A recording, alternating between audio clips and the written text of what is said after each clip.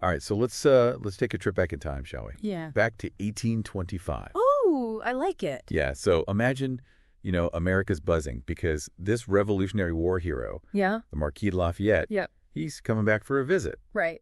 But it's more than a visit. Oh, yeah. This is a national celebration. Huge. So we're going to kind of focus in on his journey through Fauquier County, Virginia. Okay. We've got like newspaper accounts, we've got timelines, Mm-hmm. we've even got study guides, all this stuff to give us like a front row seat to what was happening. Very cool. Very cool. Yeah. So I'm excited. what's so fascinating about this to me is that this is almost 50 years I know. after the revolution. Yeah. So it's not just a, reunion. Right. It's like a living embodiment Yes. of everything that they fought for. Right. Yeah. Right. Yeah. Yeah, it's this powerful symbol of gratitude and this testament to everything that they went through Absolutely. to win independence. Okay, so let's start in Culpeper County. Right before he crosses into Fauquier. Our sources are talking about this big farewell gathering at Jeffersonton. Yeah. Hundreds of citizens, Yeah. a formal address, Mm-hmm. breakfast at the tavern. Uh-huh. What do you think the mood was like there? Oh, man. Electric. Yeah. I mean, it was palpable, This Yeah. wasn't just a routine stop on his tour. Right. They were so moved by his presence. I mean, Yeah. they saw him as a symbol of their own struggle for freedom, a Right. reminder of all those sacrifices Yeah. made to secure American independence. So then he says farewell to Culpeper. Okay. And it seems like things really kick into high gear. Oh, yeah. He gets to the Rappahannock River, which is the gateway to Fauquier County, and bam. Boom. Welcoming committee, cavalry escort, huge crowd. You can practically hear the roar of the crowd Totally. You can totally imagine it. in these accounts. It's so vivid. I know. Yeah, it was a very calculated grand entrance, Yeah. designed to showcase just how much respect and admiration Fauquier County had for him. Mhm. And there's this detail in the sources that I find so striking. Okay. Major Gabriel Long, Oh, yeah. who was this huge figure from the Revolution, he was part of that welcoming committee. That's right. Yeah. That adds a whole other layer to it. Oh, totally. Because it's not just like honoring a hero at that point. It's Right. like veterans Yeah. welcoming back their comrade. A brother in arms. Yeah. And it just underscores how those connections that were forged during the Revolution, Right. they endured for decades afterwards. It must have been such an emotional reunion, I can only imagine. especially when you consider what Lafayette went through. Oh, my God. Imprisonment, political turmoil in France. Right. He'd seen a lot. So much. Yeah. And so right there on the banks of the Rappahannock, Eamon Horner delivers the first welcoming address Yeah. to Lafayette, Uh-huh. short speech, Mm-hmm. but it captures the sentiment of the moment beautifully. It does. I'm curious, though, what were like the exact words? He says, permit us to greet you as a friend and as a father. As a friend and as a father, Mm-hmm. that really speaks volumes Doesn't it? about their gratitude and respect for him. Absolutely. It's like they're welcoming him as like a beloved family member. It is. It's very personal and intimate, Yeah, the language. it goes way beyond admiration. It does. Okay, so Lafayette is at the county line. Okay. He's being warmly embraced. Yeah. He's about to embark on his journey through Fauquier. All right. What happens next? Okay, so as he enters Fauquier County, it's like a scene out of a history book. Okay. Citizens lining the streets, Mm-hmm. more cavalry escorts, Uh-huh.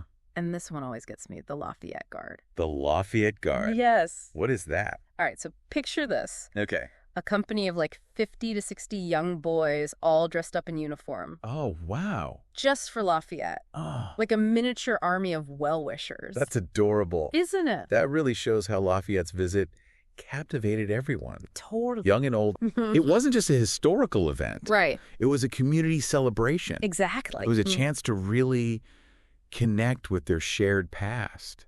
And it really highlights, how the event resonated across generations. Yeah. It wasn't just for people who remembered the revolution, Right. but it was a way to inspire future generations and Yeah. to cherish those ideals that Lafayette represented. I bet those boys felt so proud Oh, I'm sure they did. to be part of that. Yeah. And can you imagine Lafayette Oh, my God. seeing all these young boys I know. so full of enthusiasm Yeah. and admiration? Especially after all those years, Yeah. all the turmoil. Okay, so we've got Lafayette surrounded by cheering crowds, escorted by his pint-sized entourage, Yes. making his way to Warrenton. Uh-huh. What kind of welcome awaits him there? Well, when he gets to the courthouse portico, The crowd is huge, thousands of people. Right. And this is where Thomas Elmore gives this really important welcoming address, which goes way beyond just simple pleasantries. So let's unpack this speech. Okay. What are the key things that he touches on? So he starts by praising Lafayette's heroism, right? His sacrifices, his unwavering devotion to liberty. Right. But it's not just about Lafayette the man. Okay.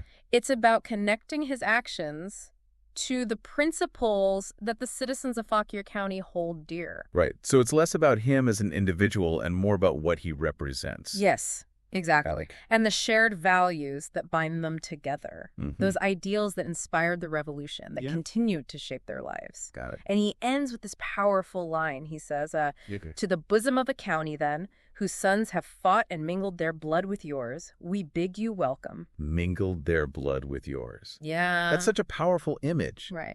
Because it emphasizes that they fought together. They did. Their fates were intertwined. They were. In this struggle for independence. Yes. It really drives home the fact that, Yeah. these grand historical events are made up of all these personal stories and connection. That's right. Yeah. And what about Lafayette's response? Okay, so How does he react to all this emotion and gratitude? it's surprisingly personal and heartfelt.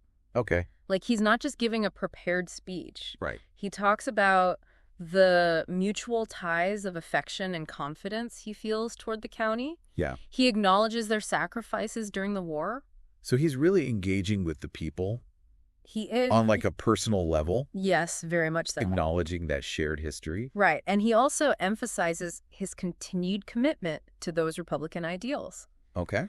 Even hinting that, as he sails back to France, the last land he sees will be the Virginia shore. Oh, wow. That's a great way to connect with his audience. Right. Like on a personal level, he's reminding them that even though he's leaving, Yeah. his heart is still with them. Exactly. It's a moment that transcends geographical boundaries. It does. Okay, so we've had the grand entrance, the speeches, the heartfelt reunion. Yeah. What happens next on this whirlwind tour?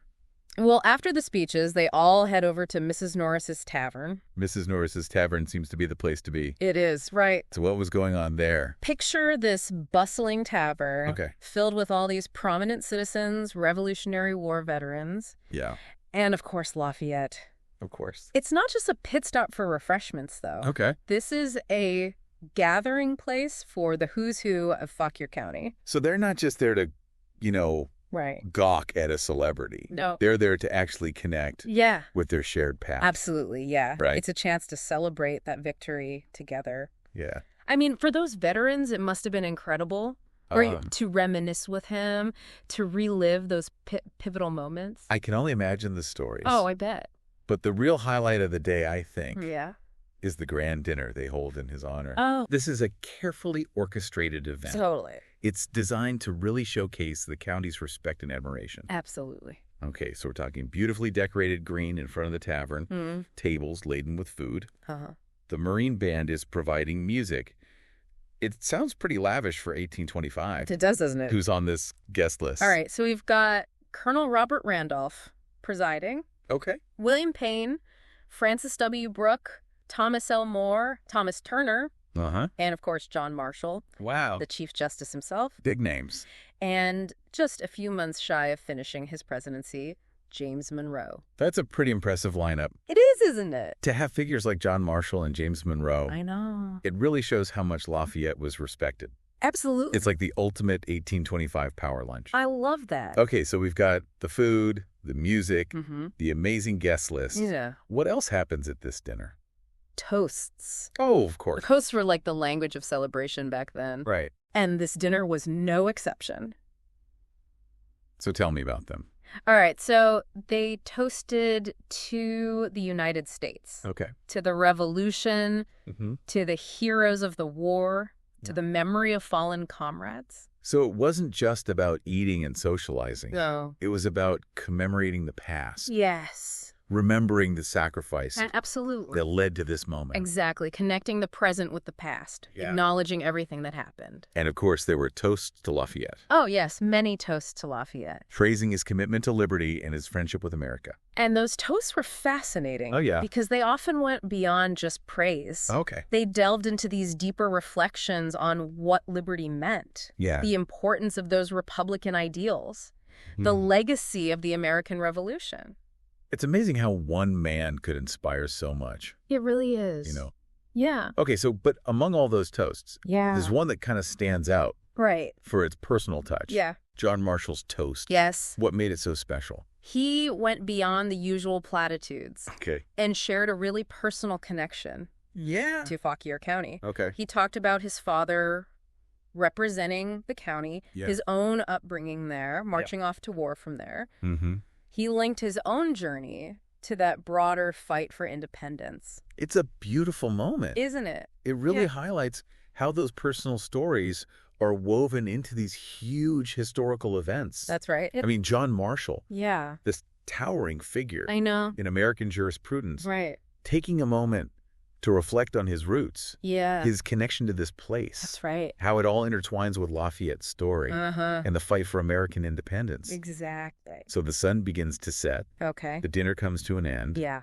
But the celebration isn't over yet. No. What happens next? Mrs. Norris's tavern transforms into a ballroom. Oh, I'm picturing a scene straight out of Jane Austen. Yeah. I know, right? Tell me more. So all those ladies of Warrenton. Yeah. Dressed in their finest. Eagerly awaiting their chance to meet the legendary Lafayette. Yeah. Of course the gentlemen are there, too. Of course. You know, eager to make a good impression. On the famed general. On Lafayette. And all the other esteemed guests. It must have been electric. Oh, yeah. With anticipation. What I would give to just be a fly on the wall. I know. To hear those conversations. It's fascinating, isn't it? Yeah. To imagine that world. Yeah. So different, but still connected. Yeah. Yeah. So the ball continues. Music, dancing, lively conversation.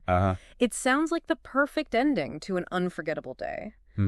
But Lafayette's journey through Fauquier County, it doesn't end in Warrenton, does it? Well, he actually takes a moment to meet with the Lafayette Guard again. Oh. One last time before leaving Warrenton. That's so sweet. Yeah, even amidst all the pomp and ceremony. He still made time for those kids. Yeah. You know? It really does speak to his character. It does, yeah. I bet those kids treasured that moment. I'm sure they did. Told that story for the rest of their lives. Yeah.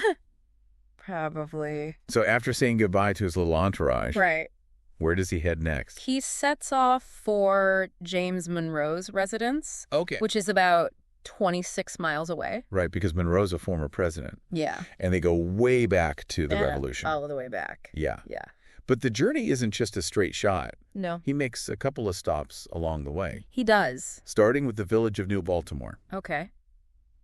It's interesting to me how, Lafayette's reception wasn't just limited to the big towns. Right. Even in these smaller villages, the enthusiasm was just as strong. It really speaks to the impact of his visit. Yeah. You know how it resonated with people? Yeah. From all walks of life? The folks in New Baltimore, they really rolled out the red carpet. Okay. Refreshments, warm hospitality. I mean, can you imagine? Oh, yeah. Lafayette. A hero. This hero of the Revolution. Yeah. Taking the time to visit their little village. It must have felt like a huge honor. Oh, absolutely. And it shows how this wasn't just about, right, celebrating the past. No. It was also about reaffirming those ideals. Those ideals of the Revolution. Of the Revolution for a whole new generation. New generation, yeah. So 4 miles down the road from New Baltimore, okay, there's another stop.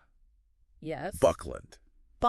This charming little village. Right. What kind of welcome did he get in Buckland? Okay, so maybe not as grand as in Warrenton. Okay. But certainly as warm and heartfelt. Okay. This time a Mrs. Brooks hosted him. Okay.